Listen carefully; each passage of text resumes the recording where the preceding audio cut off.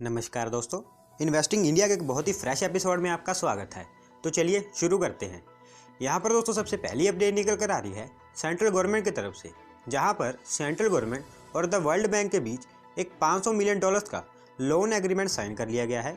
Basically ये loan agreement Rajasthan, Himachal Pradesh, Uttar Pradesh और Andhra Pradesh states में सेफ और ग्रीन नेशनल हाईवेज के कंस्ट्रक्शन, डेवलपमेंट और रिकंस्ट्रक्शन के लिए साइन किया गया है। इस लोन एग्रीमेंट के अंतर्गत इन सभी स्टेट्स में 783 किलोमीटर लेंथ के न्यू हाईवेज कंस्ट्रक्ट किए जाएंगे, जिनमें हाईवेज के कंस्ट्रक्शन के लिए सेफ और ग्रीन टेक्नोलॉजीज का इस्तेमाल किया जाएगा, ताकि इन्वायरमेंट को सेव करने के साथ साथ ग्रीन हाउस इफेक्ट को कम किया जा सके। दोस्तों, सेंट्रल गवर्नमेंट को ये लोन अमाउंट 18.5 साल बाद वर्ल्ड बैंक को रीपे करना पड़ेगा।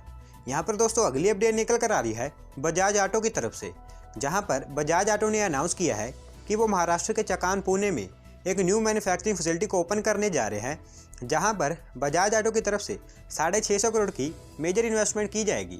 दोस्तों, बजाज ऑटो की चकान में ये दूसरी मैन्युफैक्चरिंग फैसिलिटी होगी, जहां पर Bajaj auto high and KTM motorcycles और इनके साथ साथ इलेक्ट्रिक व्हीकल्स की काफ़ी बड़ी मात्रा में प्रोडक्शन करेगा। इस न्यू मैन्युफैक्चरिंग फैसिलिटी को सेटअप करने के लिए बजाज ऑटो ने महाराष्ट्र गवर्नमेंट के साथ MOU साइन कर लिया है और उनका कहना है कि 2023 तक इस न्यू फैसिलिटी में व्हीकल्स का प्रोडक्शन स्टार्ट कर दिया जाएगा। तो दोस्तों एक बहुत ही अच्छी बात है कि हमारे देश में इलेक्ट्रिक व्हीकल्स का प्रोडक्शन अब तेज़ी से होने लग गया है। यहाँ पर दोस्तों अगली अपडेट निकल कर आ रही है सेंट्रल गवर्नमेंट की तरफ से, जहाँ पर सेंट्रल गवर्नमेंट देश के 111 लाख करोड़ के ambitious project national infrastructure pipeline project को फाइनेंस करने के लिए एक डेवलपमेंट फाइनेंस इंस्टीट्यूशन को सेटअप करने का प्लान कर रही है। दोस्तों, डेवलपमेंट फाइनेंस इंस्टीट्यूशन एक ऐसा इंस्टीट्यूशन होता है जो देश में इंफ्रास्ट्रक्चर प्रोजेक्ट्स और डेवलपमेंट्स के लिए बहुत ही कम इंटरेस्ट रेट पर लॉन्ग टर्म लोन्स प्रोवाइड करता है। और क्योंकि बैंक्स बैड लोन्स और कई तरह की प्रॉब्लम्स की वजह से लॉन्ग टर्म लोन्स प्रोवाइड नहीं कर पाते, तो वो 111 लाख करोड़ के नेशनल इंफ्रास्ट्रक्चर पाइपलाइन प्रोजेक्ट के लिए बिल्कुल भी सूटेबल नहीं है। दोस्तों, यही मेन रीज़न है कि हमारी सेंट्रल गवर्नमेंट एक डेवलपमेंट फाइनेंस इंस्टीट्यूशन को सेटअप करने का प्लान कर रही है और कहा जा रहा है कि इस इंस्टीट्यूशन को अगले 3 से 4 महीनों में सेटअप किया जाएगा। तो दोस्तों, अगर सेंट्रल गवर्नमेंट का ये प्लान सक्सेसफुल रहता है तो हमें देश में इंफ्रास्ट्रक्चर रिलेटेड प्रोजेक्ट्स का काम बहुत ही तेज़ गति से होता हुआ देखने को मिलेगा। यहाँ पर दोस्तों अगली अपडेट निकल कर आ रही है हिंदुस्तान फूड्स लिमिटेड कंपनी की तरफ से, जहाँ पर हिंदुस्तान फूड्स ने अनाउंस किया है कि उनकी subsidiary company HFL products north India में एक न्यू मैन्युफैक्चरिंग फैसिलिटी को सेटअप करने जा रही है, जहाँ पर HFL प्रोडक्ट्स की तरफ से 125 करोड़ की इन्वेस्टमेंट की जाएगी। ये न्यू मैन्युफैक्चरिंग फैसिलिटी एक food and beverage manufacturing facility होगी, जो कि एक लीडिंग FMCG ब्रांड के लिए फूड एंड बेवरेजेस की मैन्युफैक्चरिंग करेगी। तो दोस्तों, हमें पिछले कुछ समय से हमारी फूड इंडस्ट्री में लगातार इन्वेस्टमेंट्स देखने को मिल रही है, जो कि एक बहुत ही अच्छी बात है। यहाँ पर दोस्तों अगली अपडेट निकल कर आ रही है तमिलनाडु से, जहाँ पर तमिलनाडु गवर्नमेंट तमिलनाडु के तूतीकोरन में एक फर्नीचर हब को सेटअप करने जा रही है। ये फर्नीचर हब 500 एकड़ के एरिया में फैली होगी, जहाँ पर 35 फर्नीचर यूनिट्स को सेटअप किया जाएगा। और तमिलनाडु गवर्नमेंट का कहना है कि ये फर्नीचर हब कंट्री में first of its kind furniture hub होगा, जहाँ पर 4000 करोड़ की टोटल फर्नीचर इन्वेस्टमेंट को अट्रैक्ट करने का पोटेंशियल होगा।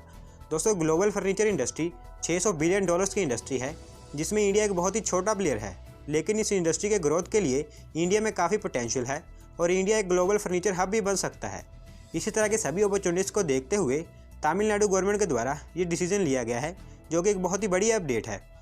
यहाँ पर दोस्तों अगली अपडेट निकल कर आ रही है इंडियन रेलवेज़ की तरफ से, जहाँ पर इंडियन रेलवेज़ ने डिसाइड किया है कि वो रेलवेज़ के पार्सल बिजनेस और देश में स्मॉल ट्रेडर्स के बिजनेस के ग्रोथ के लिए अब और भी बड़ी मात्रा में LHB पार्सल वैन्स का प्रोडक्शन करने वाले हैं, और साथ साथ इन पार्सल वैन्स को डेली ऑपरेट करने के लिए और भी कई तरह के नेसेसरी स्टेप्स उठाने वाले हैं।